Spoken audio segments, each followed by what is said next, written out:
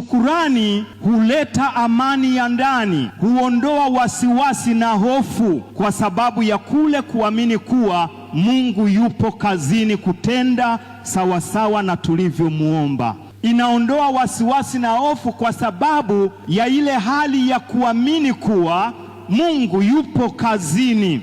Tunapomwambia Mungu asante kwa kutenda, kwa kufanya, kwa kujibu, kwa kusikia, tunasema hivyo tukiwa tunaamini ya kwamba Mungu yupo kazini kutenda sawasawa na tunavyomuomba au tulivyomuomba. Lakini pia shukurani ni tendo linaloonyesha moyo wa kutambua na kuthamini ulichotendewa. Shukurani ni tendo linaloonyesha moyo wa kutambua na kuthamini ulichotendewa. Pia ni tendo linaloonyesha moyo wa kumtambua na kumthamini aliyekutendea.